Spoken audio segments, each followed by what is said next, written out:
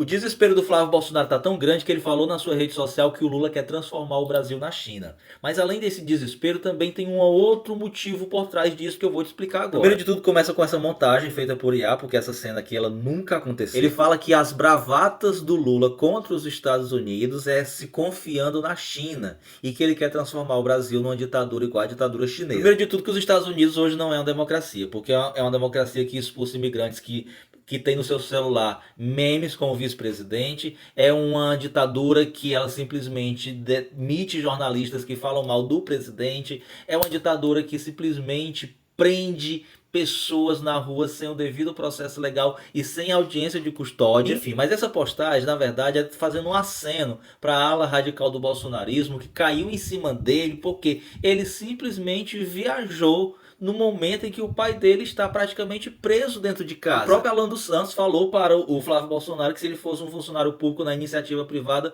certamente seria demitido por sua ausência diante de uma crise que o bolsonarismo está enfrentando. Comentários como esse daqui, ó: Flávio, você está com seu pai em prisão domiciliar e Eduardo longe de casa por perseguição política e você priorizou férias. Além também porque pegou muito mal uma postagem que ele fez pedindo para o Trump tirar o tarifaço de 50% do Brasil e simplesmente apenas sancionar os ministros do STF e que minutos depois ele apagou. Enfim, Flávio, mentiras desse tipo, ela pode até colar com a tua gangue, com a tua bolha, mas a gente que tem o mínimo de capacidade intelectual, a gente não cai nisso não. E o Romeu Zema criticou o Eduardo Bolsonaro, disse que essas tarifas que a gente está enfrentando é também culpa do Eduardo Bolsonaro, que estimulou o Trump a tarifar o Brasil. O Nicolas Ferreira acabou soltando uma verdade sem perceber. Ele fez um vídeo na internet defendendo o Bolsonaro e ele questionou: 43 anos de prisão só porque tem vários indícios de crime cometido por ele? Acho que ele não sabe o que significa a palavra indício. Rapaz, se é para ajudar o Bolsonaro, ele age assim, imagine se fosse para prejudicar. E o Magno Malta, hoje, em discurso extremamente provocador,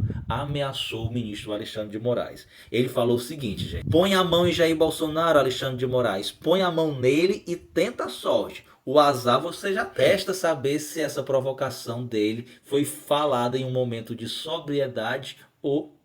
Você me entende, e o Fux deixou para declarar o seu voto nos acréscimos do segundo tempo e desta vez ele não decepcionou. Ele mostrou quem ele realmente é, um bolsonarista incubado. E disse que não há provas nem motivos para decretar essas medidas restritivas contra o Bolsonaro. Enfim, a gente sabe que ele foi um dos poupados das sanções do Trump, né? O visto dele para Disney está garantido, então ele teve que obedecer o seu mestre. E como vocês sabem, o Bolsonaro se reuniu hoje com todos os seus deputados e senadores e traçaram algumas estratégias. A estratégia é na Câmara focar na anistia, no Senado focar no impeachment do Alexandre de Moraes e nas ruas eles irem atrás do agronegócio e dos caminhoneiros para fazer uma greve, uma paralisação para protestar contra a prisão do Bolsonaro. Faltou apenas combinar com os russos, como diz o ditado, porque o Centrão não quer saber de anistia, o Hugo Mota não quer saber de anistia, porque se anistiar o Bolsonaro agora é a mesma coisa que o Brasil rendesse ao Trump e o nosso agronegócio ficar no prejuízo, porque o Trump ele não aceita apenas uma rendição,